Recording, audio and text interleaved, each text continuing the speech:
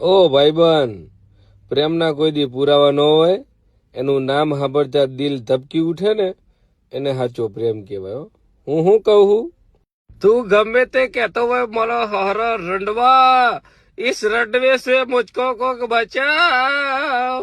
मारा हारो बना के हेड के पोड़ी पूरी खा के आते हैं ने इनी मोनो મને તો એવી રીસ ચડી હે ને હું કે સીધો પરપોચ કરવા જતો રે યાર।